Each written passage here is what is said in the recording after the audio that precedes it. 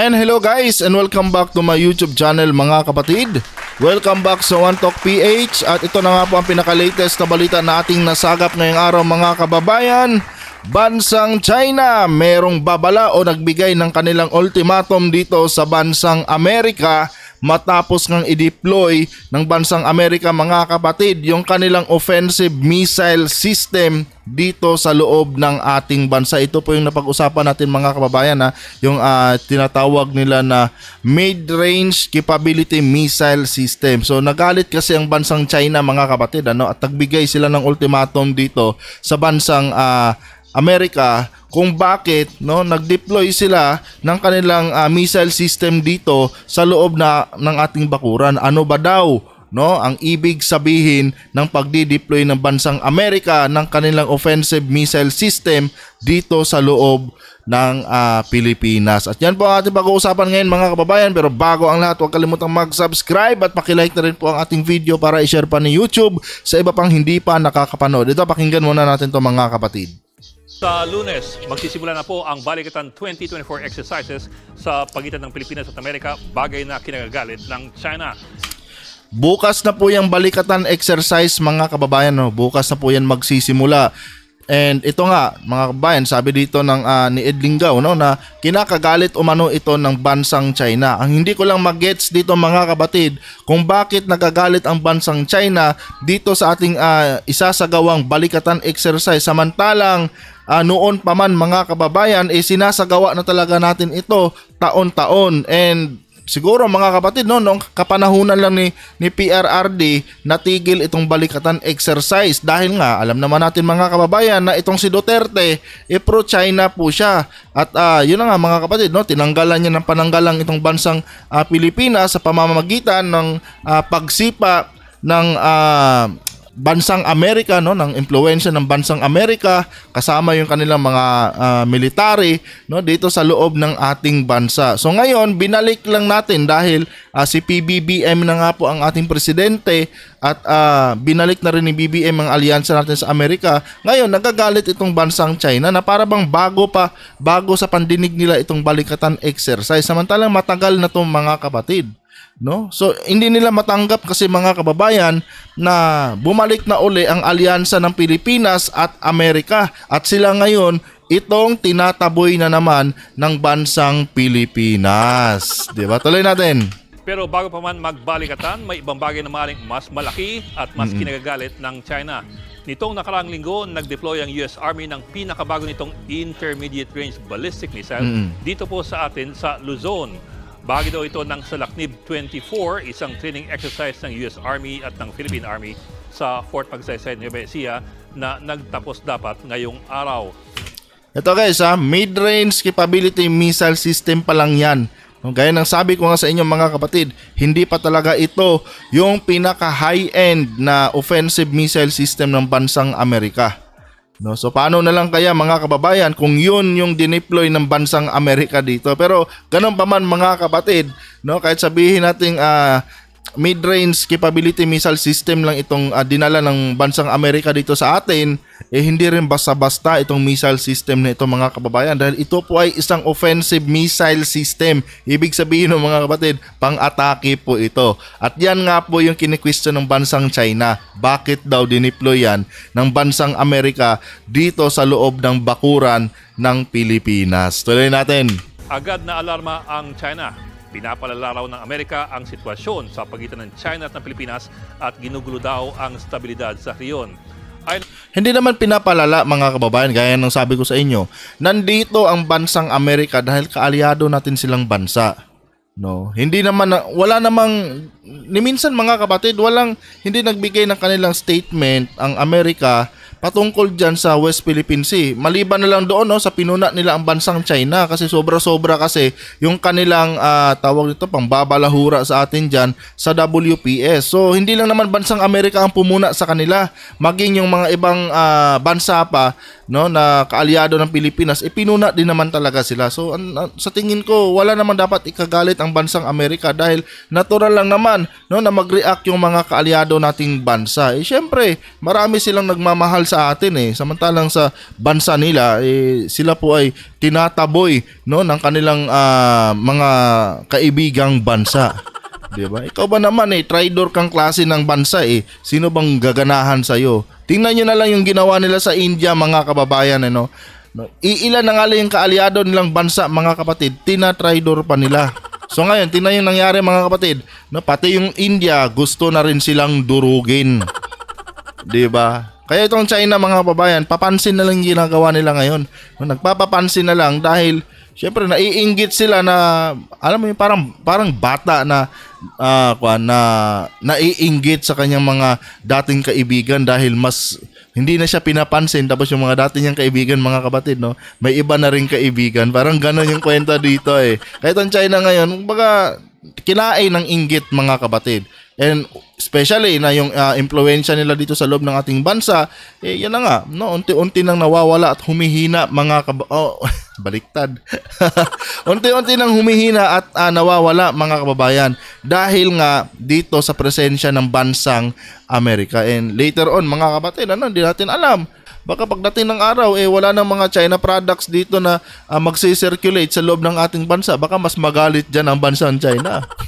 Diba? Kasi nga, mga kapatid, itong bansang China, no, ayaw kasi nila na lumakas uli ang impluwensya ng Amerika dahil isa tayo sa mga inaasahan na lang nila ngayon, no, na bumubuhay sa kanilang ekonomiya, mga kababayan. So paano na lang kung tuluyang mamayagpag itong impluwensya ng bansang Amerika dito sa ating bansa, baka mas lalong mapilayan, no, mas lalong mapilay yung kanilang ekonomiya dahil syempre panigurado yan, mga kababayan, no, hihina po ang import ng bansang China dito sa Pilipinas. At unti-unti na pong mapapalitan ito ng mga bagong import galing doon sa ating mga kaalyadong bansa. Yan po ang iniingatan ng bansang China, mga kapatid. Kaya nga nung naupo si Duterte, yun yung kumbaga, yun yung hiniling na priority ni Duterte, no, hiniling ng China na priority ni Digong, no, na kung saan palayasin mo yung bansang Amerika diyan sa loob ng iyong bakuran, no, dahil ayaw namin na nandyan sila, no, sa napagala-gala diyan at nagkakalat ng kanilang impluwensya sa loob ng inyong bakuran. Gusto ko kami lang yung tangkilikin nyo. Kung kaya't yun ang resulta, mga kababayan, bulto-bulto, tuli-tulinadang mga shabu, pasugalan at kung ano-ano pang mga kalukuhan, mga kapatid, yung kanilang pinasok dito sa loob ng ating bansa. Tuloy. Naman sa South China Morning Post, baka lalong i-militarize ng China ang West Philippine Sea dahil sa deployment ng mga US missiles nito. Matagal naman na nilang militarize. Nabubulol ako. Umaga, matagal naman na nilang tineterrorize yung West Philippine Sea, mga kapatid. 'Di ba? Ang dami na nga nilang mga militia vessels dyan eh. Kung tutuusin eh. Nung nakaraan ng mga linggo, mga kababayan, di ba? Napabalita na sobrang dami ng kanilang mga militia vessels dyan. Especially dyan sa may Pag-asa Islands, di ba?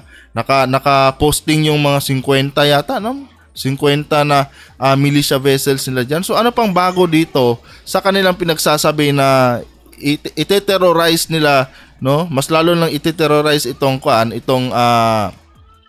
West Philippine Sea dahil sa ginawa ng bansang Amerika, no, na kung saan nag-deploy nga sila dito ng kanilang offensive missile system. So wala nang bago doon, mga kapatid. Nire-refine na lang ng bansang China yung itong mga statement nila, no, pero kung tutuusin, paulit-ulit na nila itong sinabi sa atin. Wala nang bago dito, mga kababayan. Kung totoong matapang sila, palagan nila yung isasagawa nating balikatan exercise dyan sa WPS nang matikman nila kung gaano ba kalakas itong offensive missile system ng bansang Amerika.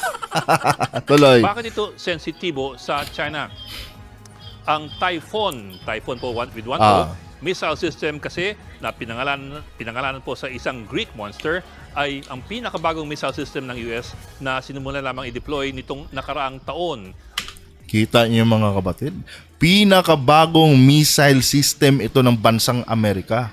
At pinakaunang beses din itong dineploy ng bansang Amerika sa Asia. At tayo din ang pinakaunang bansa na nag-benefit dito sa bagong missile system ng bansang Amerika. Ganon tayo kalakas ngayon sa bansang Amerika, mga kababayan. No, ganon kalakas ang ating presidente. Tuloy. At ito ang unang deployment ng Typhoon missile system sa Asia. Pinagbawal ang ganitong klase mga missile system ng isang treaty ng US at ng Soviet Union noon pang 1987. Kumbaga, kung sa Naruto pa yan, mga kababayan, kung kayo mahilig sa Naruto, ito yung mga tinatawag na forbidden jutsu. So ito, forbidden missile system din ito, mga kapatid, no? Kung sa military term ito, baka ito yung tinatawag ng forbidden missile system. Tapos nandito sa loob ng ating bakuran, ano? Nakaka-proud yan, mga kapatid. Tuloy! Pero umatras ang US sa treaty noong 2019 dahil daw sa mga paglabag ng Russia at dahil hindi naman kasama ang China sa tratado. Pero higit sa lahat, kaya nito magpalipad ng mga missiles na may range ng 1,000 kilometers. Aabot po sa mga artificial islands ng China sa pinagtatulo ng West Philippine Sea, kung yan po yung 1,000 kilometers, pasok po ang Spratly Islands at marami sa mga coastal areas ng mainland China. Kaya nga, mga kababayan, itong bansang China nagalit dito. Dahil siguro may plano talaga siguro silang balahurain yung ating balikatan exercise, mga kapatid. Kanya nga lang, no, nag-alangan na sila ngayon dahil meron nga dineploy itong bansang Amerika na isang forbidden missile system.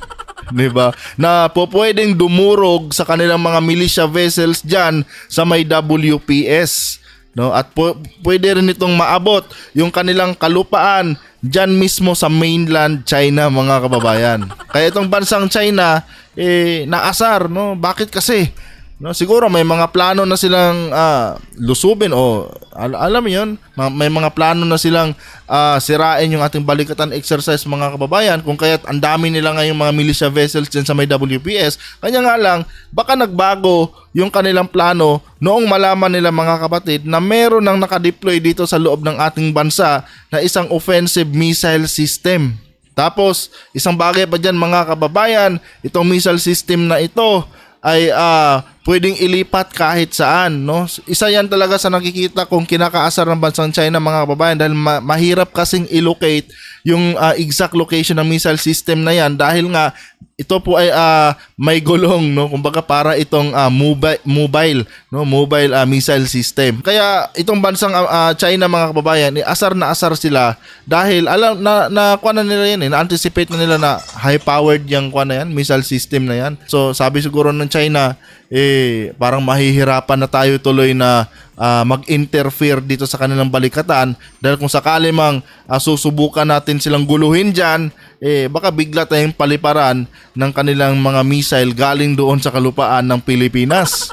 At baka hirap sila, mga kababayan, no, na mag-retaliate dito sa missile system na ito kahit gamitin pa nila yung kanilang mga aircraft carrier dahil nga hindi nila alam kung saan ang lokasyon nito At anytime pwedeng ilipat ito ng bansang Amerika, no? Depende kung saan nila trip ipwesto ito, no? So para bang magiging free fire na lang para sa bansang Amerika, no? Itong missile system na ito. Kung sakaling itong China manggulo diyan sa ating balikatan na isasagawa. At panigurado yan, mga kapatid, kahit aircraft carrier yata ng bansang Amerika, ng bansang China, kayang palubugin ng offensive missile system na ito na dineploy ng bansang Amerika dito sa ating teritoryo, dito sa loob ng ating bansa.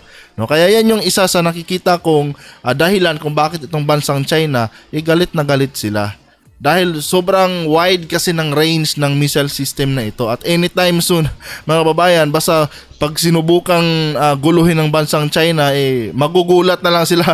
No, paparating na pala sa kanila yung missile na galing dito sa missile system na ito ng bansang Amerika. Tuloy. So hindi po ito mga defensive missiles kundi mga offensive missile systems. Diba? Offensive missile system, ito po talaga ay pang-atake, mga kapatid. Hindi po ito yung tipong pang-depensa lang, pang-atake po kasi yan. No, kaya kinakabahan ng bansang China dyan dahil alam ng bansang China, high-powered missile system yan. No, high-powered missile system yan. Siguro sa kanila, mga low-class lang yung missile system nila. Kasi nga, made in China lang yun, mga babayan . no? So alam nila kasi ang quality ng mga mga US na made in US na mga missile system. Alam nila yan, na-anticipate na nila yan. Hindi basta-basta yung missile na yan, yung missile system na yan, talagang malakas yan. Kaya aboridong-aborido sila, no, dahil akala nila mga sundalo lang ipapadala ng US, tapos ginulat sila eh. Biglang nag-announce ang US na magdi-deploy kami dito ng ng aming missile system, no, dito sa loob ng kalupaan ng Pilipinas. Actually mga kababayan, no, bigla yung pagpasok ng balita nito eh, no. Binalita to, nandito na po sa kalupaan natin yung missile system na yan. Dumating na po yung pinagkargahan yan. No, at saka na lang nila in-announce noong naibaba na nila ito galing sa yung eroplano yata pinagkargahan ito eh. No, at saka na lang nila in-announce yun, inanunsyo. At doon na kumalat. So itong bansang China, technically, nagulat sila. Pucha, ba't may ganyan dyan? Para saan yan? Ano bang plano ng Amerika? Gusto na ba nila kaming atakihin? Parang gano'n yan eh.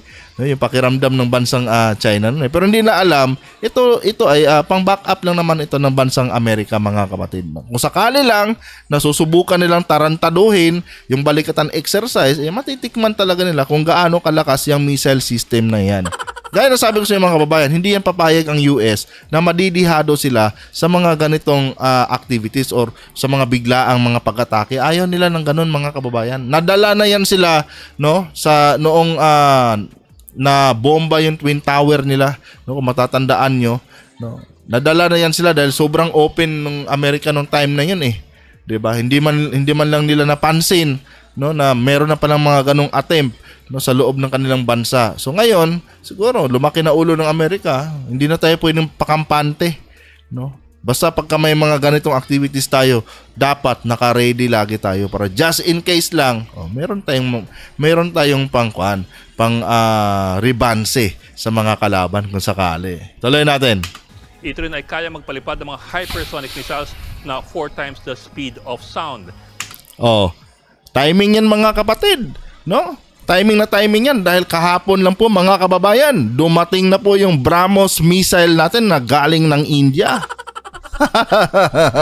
No? Supersonic missile po yun mga kapatid at kinakatakutan po yun sa buong mundo.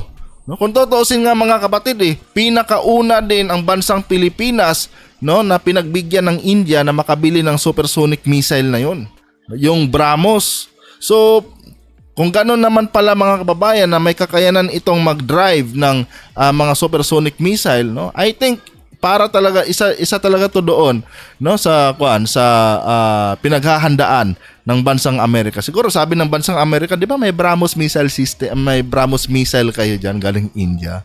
Malakas 'yun gusto nyo? Magdala ako diyan sa loob ng bansa nyo ng tawag dito missile system na kayang mag-drive niyan.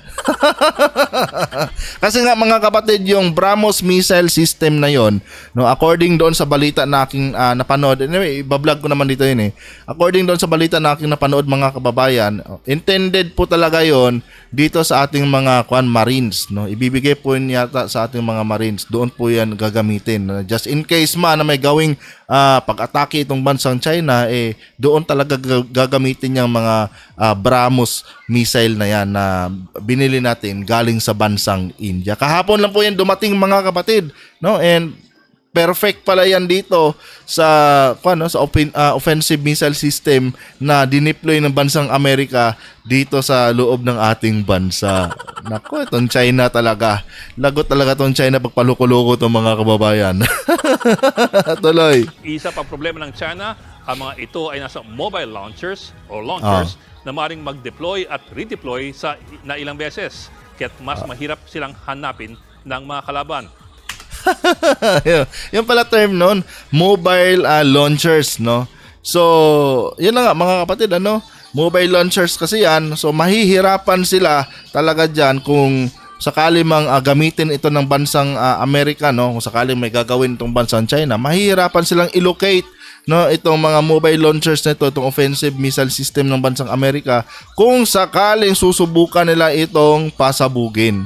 No. So hindi ito basta-basta matitrace ng bansang China no, kung nasaan po yung eksaktong lokasyon nito, dahil anytime nga mga kababayan, pwede itong ilipat, no, ng Amerika sa ibang parte, ibang bahagi ng Luzon kung sakali lang, no, na ito po ay kanilang gagamitin na, no, sa laban sa China. Pwede nilang ipalipat-lipat ito, 'di ba? So sakit sa ulo ito mga kababayan para sa bansang China. Kaya itong bansang China mga kapatid, talagang nanggagalaiti sila ngayon.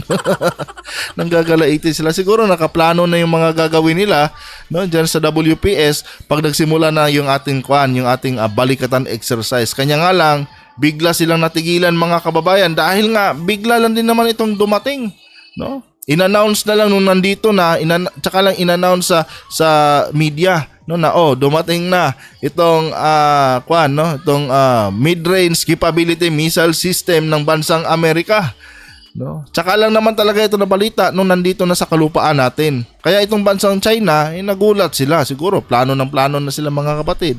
Tapos noong marinig nila na nandito merong missile system, offensive missile system na pinadala ang Amerika, baka ito yung sumira sa plano nila mga kababayan. Kung kaya't ngayon, naaasar talaga sila mga kapatid.